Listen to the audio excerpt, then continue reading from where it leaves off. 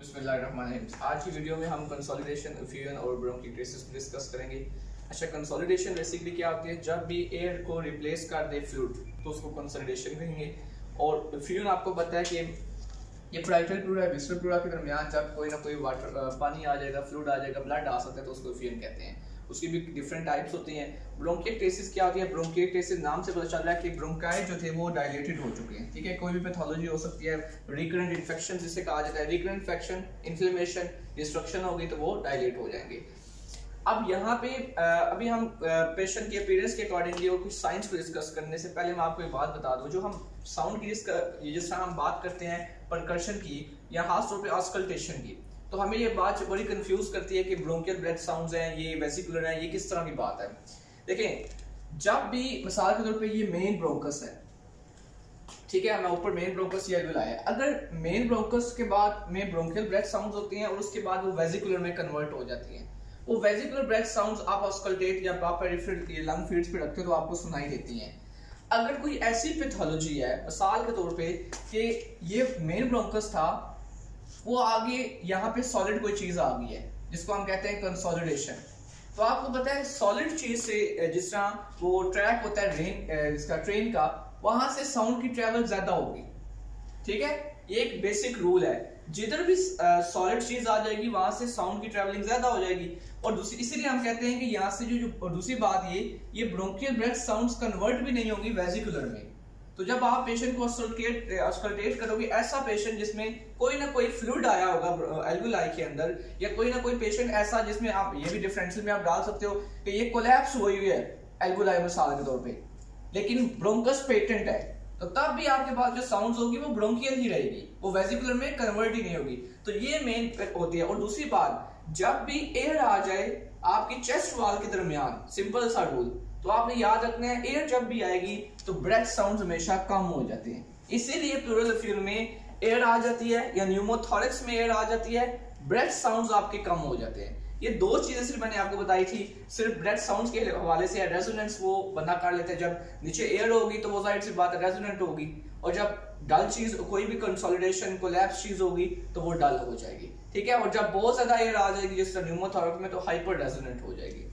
अब हम आते हैं सबसे पहले कंसोलिडेशन या प्लूरल फ्यूजन में आपने सबसे पहली चीज देखनी है। इन दोनों के अंदर आप जनरल लुक जब पेशेंट की देखोगे तो आपको हो सकता है पेशेंट पिंक नजर आए, ठीक है, वो साइनोस नहीं होगा। इसमें आपको बताता हूं देखनी क्या चीजें हैं। आपने साइनोसिस चेक करनी है, आपने रेस्पिरेटरी एफर्ट तो नहीं यूज कर रहा पेशेंट कोई, जिसको आप कहते हैं रेस्पिरेटरी डिस्ट्रेस के अंदर है सब। ये जो कोस्टल रिट्रैक्शन कैसे पता चलती है? अगर ये लोअर कोस्टल मार्जिन है लेट्स सपोज, तो यहाँ पे आपको पता है एब्डोमेन को नॉर्मली विद एवरी पल्स जो हम रेस्पिरेटरी साइकिल में एब्डोमेन को ऊपर की तरफ आना होता है, ठीक है, डिस्टेंड होना चाहिए। लेकिन अगर यहाँ पे वो इनवर्ड की तरफ जा रही है तो उसको रिट्रैक्शन आप कहेंगे। कोई ऐसा साइन तो नहीं है, नेजल फ्लेयरिंग तो नहीं है, और आखिर में आप देखोगे कोई डिस्मॉर्फिज्म के साइन तो नहीं है।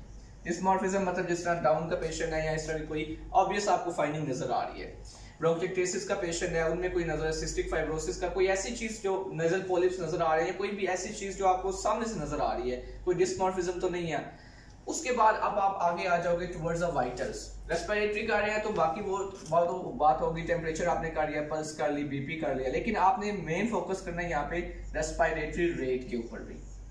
आपने देखना है कि वो रेगुलर है, ठीक है, और दूसरी बात आपने चेक करनी है उसका काउंट कितने। आपको पता होना चाहिए कि अगर बच्चा 1 मंथ का है, टिल 1 मंथ तो वो 60 नॉर्मल होता है। अगर 1 ईयर तक का बच्चा है तो वो 50 होता है, एंड 1 ईयर से 4 ईयर तक या 5 ईयर तक 40 नॉर्मल होता है, और फिर 5 से आप 12 तक कह रहे हैं आगे जो भी है वो 20 तक नॉर्मल होना शुरू हो जाता है। ये एक नॉर्मल मैं रफ रेंज आपको बता रहा हूँ। तो ये रेस्पिरेटरी रेट। अब आपने किया इंस्पेक्शन। जब आपने इंस्पेक्शन की कंसोलिडेशन वाले पेशेंट की, आपको इंस्पेक्शन में क्या क्या देखना है पहले वो बताओ। आपने देखना है सबसे पहले चेस्ट की सिमेट्री कैसी है, और फिर आपने देखना है कोई ऑब्वियस बल्जिंग तो नहीं है। ये आपको दो चीजें इंस्पेक्शन में पता चल जाएंगी कि सिमेट्रिकल है और बल्ज तो नहीं है। कंसोलिडेशन में ये चीजें दोनों आपके पास, मतलब चेस्ट की सिमेट्री बिल्कुल सेंट्रल होगी, कोई ऑब्वियस बल्जिंग नहीं होगी, लेकिन प्लूरल फ्यूजन में आपको बल्ज नजर आएगा, ठीक है। अब जब आप आगे आ जाएंगे पैल्पेशन में सबसे पहले टेंडर तो नहीं है, फिर उसके बाद जब आप पैल्पेशन करेंगे आपने मीडियस्टिनम देखनी है, वो तो नहीं शिफ्ट, और दूसरी बात आपने हार्ट को चेक करना है, डेक्स्ट्रोकार्डिया तो नहीं है, क्योंकि डेक्स्ट्रोकार्डिया एसोसिएटेड है ब्रोंकिएक्टेसिस के साथ, उसमें साइटस इन्वर्सस हो सकता है कार्टाजेनस सिंड्रोम में। सो इसलिए मीडियस्टिनम में आपने कैसे ट्रेकिया से आपने 2 फिंगर रखी, ये जो फिंगर होगी सेंट्रल फिंगर, उससे आप जो ग्रूव होता है मिसाल के तौर पे ये ट्रेकिया, यहाँ पे स्टर्नोक्लेरोमेस्टाइड आ रहा है, आपने ये 2 फिंगर रखी, आपने इस दोनों ग्रुप में उंगली को करना है और देखना है कि दोनों साइड में डिस्टेंस इक्वी है, एक जैसा डिस्टेंस है, इससे आपको पता चलेगा मीडियस्टिनम शिफ्ट। मिसाल के तौर पे अगर कोलैप्स होता है ना तो कोलैप्स में शिफ्ट उसी तरफ होता है, यूनिलैटरल साइड पे, ठीक है, इप्सिलैटरल। और जब प्लूरल एफ्यूजन बहुत बड़ी हो या न्यूमोथोरैक्स हो तो अपोजिट साइड पे आपकी जो ट्रेकिया वो चला जाएगा, ये एक नॉर्मल सी चीज है। उसके बाद पैल्पेशन जब आपने कर ली, पैल्पेशन में ये चीजें की, फिर आपने पैल्पेशन में क्या करना है, आपने चेक कर लेना है पेशेंट का वोकल फर्मिटीज, आप यहाँ पे चेक करना चाहते हैं, लेकिन परकर्शन में ज्यादातर हम करते हैं। परकर्शन का वही चीज आपने याद रखना है, मिसाल के तौर पे ये वर्टिब्रा अगर पीछे से स्टर्नम है तो रिब्स या नॉर्मली ऐसे आ रही होती हैं, ठीक है, तो अब आप ऐसे ऐसे करेंगे, ये इस तरह करके, ठीक है। उसके बाद आगे आपके पास चीज आ जाती है, उसमें परकर्शन मैंने आपको बता दिया, जिस तरह पैल्पेशन पे आपको कुछ ऑब्वियस बल्ज फील हो गया, मीडियस्टिनम शिफ्ट आपको प्लूरल फ्यूजन लार्ज में मिल सकता है, इनमें कुछ नहीं मिलेगा। उसके बाद परकर्शन पे आपको यहाँ पे डल मिलेगी परकर्शन, ठीक है, और इधर भी आपको परकर्शन डल ही, और ये इसको हम कहते हैं स्टोनी डल, ठीक है। उसके बाद नेक्स्ट चीज आ जाती है हमारे पास ऑस्कल्टेशन। तो अब यहाँ पे वो जो मैंने शुरू में बात सारी की थी मैं वही बता दूं। अब देखें, अब जब कंसोलिडेशन है तो आपके पास ब्रोंकियल ब्रेथ साउंड्स होंगी, और फ्लूइड क्योंकि आया हुआ है एसोसिएटेड विद क्रैकल्स, जिस तरह पत्तों के ऊपर साउंड होती है इस तरह की हो सकती है। उसके बाद अगर आपके पास प्लूरल एफ्यूजन है तो उसमें आपके पास जो हमारे पास जाहिर है मैंने कहा फ्लूइड आ गया तो ब्रेथ साउंड्स आपके पास रिड्यूस्ड हो सकती है, आप इसको इस तरह में लिख सकते हैं, ठीक है।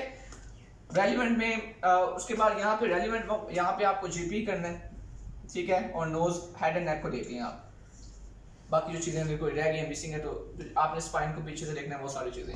और यहाँ पे ये फाइंडिंग आगे भी देखनी है और पिछली साइड पे, ज्यादातर फाइंडिंग आपको बैक ऑफ द चेस्ट पे मिलेंगी। इसी तरह इसमें जो रेलिवेंट में प्लूरल एफ्यूजन का अगर आपको पास आ गया ज्यादातर यही रेलिवेंट होता है। और उसके बाद हमारे पास आगे आ गया ब्रोंकिएक्टेसिस। ब्रोंकिएक्टेसिस में मैंने बताया डायलिटेशन होती है, उसमें आपके पास इंस्पेक्शन पे एक तो चीज यहाँ पे आपको साइनोसिस मिलेगी, पेशेंट साइनोस्ड होगा जब आप देखोगे, एफर्ट ब्रीदिंग कर सकता है, डिस्मॉर्फिज्म इस बच्चे में आपको मिल सकती है, काफी सारे सिंड्रोम्स एसोसिएटेड होते हैं। दूसरी बात, आपने जब इस पेशेंट के वाइटल्स करने हैं तो आपको रेस्पिरेटरी रेट के अंदर कोई ना कोई एब्नॉर्मलिटी, इंस्पेक्शन पे आपको बल्ज एज सच इसमें नहीं मिलेगा।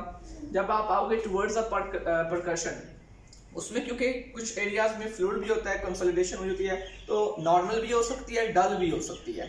इसी तरह जब आप ऑस्कल्टेशन करोगे, यहाँ पे ऑस्कल्टेशन की एक फाइंडिंग आपको मिलेगी, यहाँ पे रोंकाई या आपको रेल्स मिल सकते हैं। इसको कैसे याद रखते हैं, इसका निमोनिक होता है रोंकाई इन द ब्रोंकाई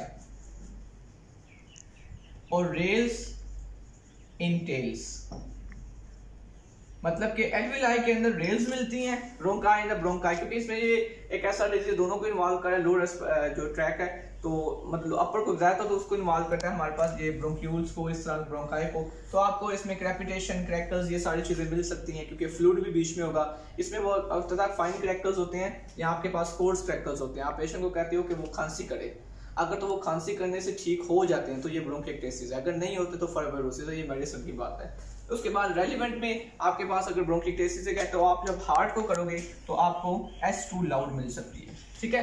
तो ये एक थोड़ी सी शॉर्ट लुक है शॉर्ट केसेस की। डिफरेंशियल में कंसोलिडेशन के आपके पास नमूनिया हो सकता है, आपके पास टीबी का नमूनिया हो सकता है, ट्यूबरकुलोसिस नमूनिया, इसलिए टीबी को जब हम फाइंडिंग एक्सरेस पे देखते हैं तो हम उसको कंसोलिडेशन भी हम कहते हैं, ठीक है, और कोलैप्स एंड कंसोलिडेशन। और लास्ट पे आप इसके डिफरेंशियल, मतलब ये दो डिफरेंशियल्स हो गए। प्लूरल एफ्यूजन के डिफरेंशियल में आप पैरान्यूमिक एब्सेस रख सकते हैं, पाइमा रख सकते हैं, हाइड्रोसिस रख सकते हैं, और ब्रोंकिएक्टेसिस की डिफरेंट सारी आपके पास काजेज हैं, उसकी वायरल काजेज हैं, उसके बाद आपके पास मीजल्स के बाद होता है या पर्टुसिस के बाद हो सकता है, उसके अलावा कंजेंटल काफी सारी कंडीशंस हैं।